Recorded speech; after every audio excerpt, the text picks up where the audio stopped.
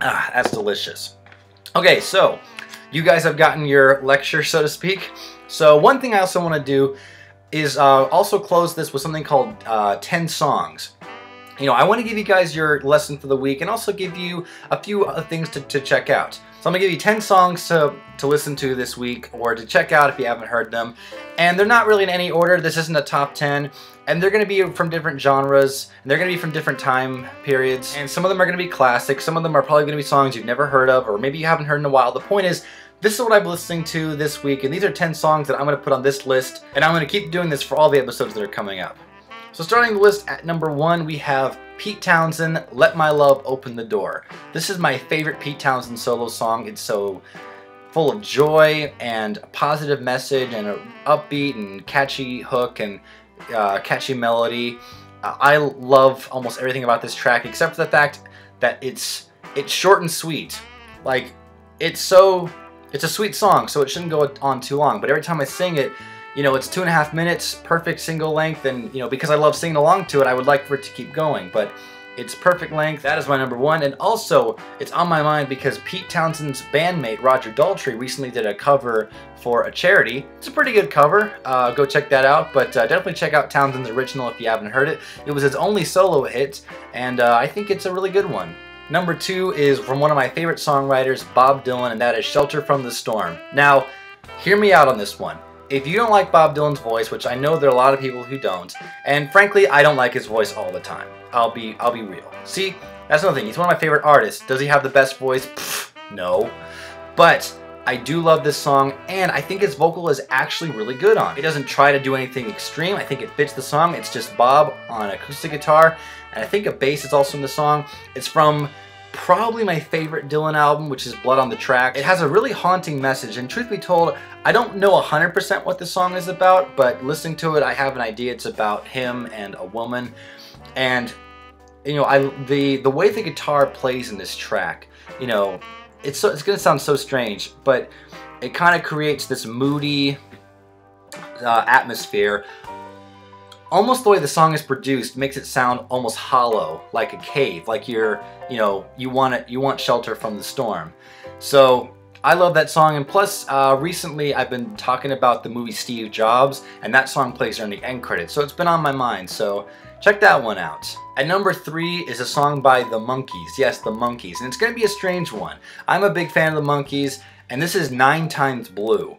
This is written by Michael Nesmith, who is probably the best songwriter in the group because he wrote tons of songs, and he writes a ton of songs where the title is nowhere in the lyrics.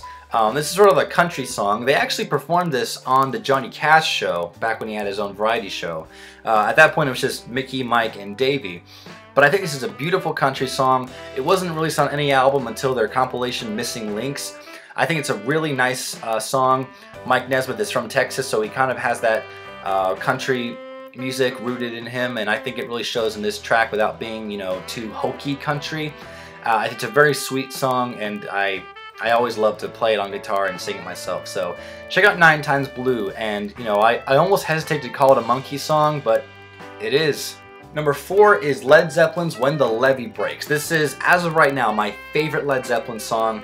I remember hearing it and really liking it, and then it was used in the trailer for the movie The Big Short, and it's also used at the end of that movie, and it floored me. I cannot stop listening to this song. I have not stopped listening to it ever since that trailer debuted in October.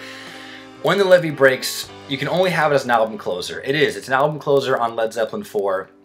It sounds like everything is crashing down, you know, especially with the, you know, the title like When the Levee Breaks. Robert Plant's vocals are incredible. He almost sounds like he's been voodooed, and it's just incredible. The drums have this great echo chamber effect, and the really nice harmonica playing on this track as well. And everything about it is just epic in every sense of the word. Okay, I'm gonna move on to the next song. Number 5, and this is really the only song that's not in the 1970s. I just realized this when going through my list because I think the 70s is probably my favorite musical decade, but this is the only song really that's not from that decade. It actually came out last year, and it's by the Decemberists, one of my new favorite current bands, because I'm not into a lot of current bands, but the ones I'm into, and the Decemberists is one of them, and it's called Better Not Wake the Baby. This is from their 2015 album, What a Terrible World, What a Beautiful World, It's the shortest track on the album. It's only about 1.5 minutes. It's almost like this fun, I want to use the word Irish, but I think that's probably wrong. But it has a fun vibe that you would kind of hear a song in a bar where everyone can sing along. The lyrics are complete nonsense and they're so funny. You know, do this, do that, or, you know, try this, try that, but don't wake the baby. Really fun song, and, you know, I could see people like at a club or people at a bar, if someone had acoustic guitar, everyone would be singing along to this song. It's fantastic, and I love listening to it every single time. Number 6 is John Lennon, Mind Games. Now, I was just thinking about this song recently because this album, which is also called Mind Games, I feel like it's John's most underrated album, or the one that's kind of forgotten about. His first 2 solo albums, Plastic Ono Band and Imagine, which get lumped in on the best list of all times. And then you have Sometime in New York City, which is sort of a John Yoko political album. Walls and Bridges, which was, you know, sort of a comeback for him. He had big hits. Rock and Roll, which is his cover album. And then Double Fantasy and Milk and Honey, which are the 2 John and Yoko albums. And then there's Mind Games. It's like, oh yeah, that album's in the shuffle. But it's a pretty underrated album. I think it's actually a very good album.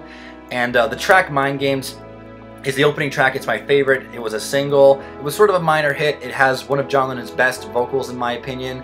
And it's really a strong song. Kevin Spacey also did a pretty faithful cover at a tribute show, I think.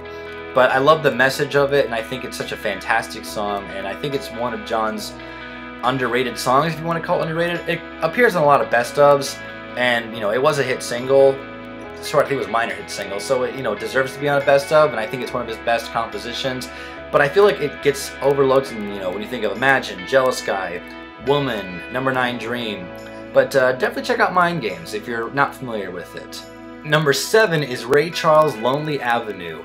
Now, last night there was a tribute show at the White House where the Smithsonian, were paying tribute to Ray Charles, and someone came up and did this. I don't remember who the singer was, and it reminded me what a great song it is. And I remember listening to it in high school and thinking, you know, this is a really good song, and Ray Charles has got one of the bluesiest voices, and I think he's a fantastic vocalist, and I think more people need to be familiar with this song if they aren't.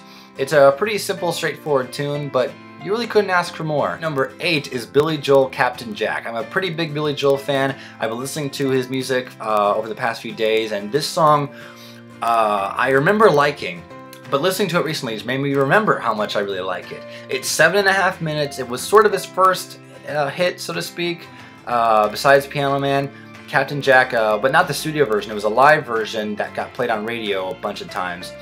But this is a 7.5 minute song. I'm not going to tell you what it's about because it's pretty obvious, and I don't want to give it away here, and I don't really want to talk about it. I'm not that comfortable talking about it, but it's very quirky, very amusing, very funny as well, and the guitar work, piano work, and Billy Joel's vocal work are all amazing on this track. 7.5 minutes, tour de force. Number 9 is Paul Simon, Train in the Distance. Just like Billy Joel, I've been listening to a bunch of Paul Simon recently. I just bought a few of his albums on CD, and this song was one that I didn't remember listening to that much. Maybe if I did, it kind of passed me by and I didn't think much about it, but listening back to it, it really just reminded me, you know, there are songs that you listen to and maybe you kind of forget about, and then you go back and you're like, you know what, why wasn't I paying attention the first time? It has a beautiful melody, beautiful vocal work by Paul Simon. I think he's a fantastic vocalist, and I love the chorus, everyone loves the sound of a train in the distance. And I remember when I would visit my grandma up in Illinois, you know, there would often be trains in the distance that would wake me up in the morning, and so that's the image I remember. And so it kind of brings me back to my childhood. And also the drumming in this song is produced very hollow, very full of echo, almost like a train chugging along in the distance, if I'm gonna, you know, get deep into it. And it sounds like a very sad song. I say it sounds like, because this is another example. I don't know 100% what this song is about, but I think that's good if you can do that as a songwriter. You keep people guessing. So check out Train the Distance. It's on his album One Trick Pony, I believe, which I don't own, but I've heard that song on a compilation I have, and I think it's a beautiful, beautiful song. And finally, number 10 is David Bowie's Suffragette City. You guys know I'm a Bowie fan. I was really sad when he passed. I didn't do a video on this channel because I didn't really know what to say, and it seemed like so many other people were doing it that I kind of said, let the other people do it, I'll kind of keep my opinions to myself. And they're all good opinions, I just didn't know how to express them without breaking down on camera, so to speak. But Suffragette City is one of my favorite Bowie songs. It's a really rockin' number. It seems out of sight with all the hey man and the famous wham bam thank you ma'am, and it's just total joy. It's fun, and it's fun to play also on guitar. It's not that difficult, and Bowie's vocals are just fantastic. It sounds like he's just having fun at the microphone, and with a song like this, I think you need that. What else can I say? It's from his album Ziggy Stardust, so check that song out and check that album out, because that album is supposed to flow in a story.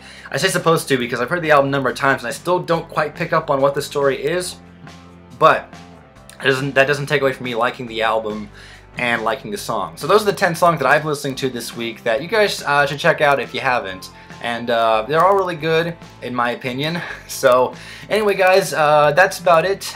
Leave any thoughts, opinions, comments down below, and subscribe to this channel and give that video a thumbs up. I did that before I even said give this video a thumbs up. And I'll try to have one of these every single Sunday, and I'll try to keep it pretty consistent and pretty short.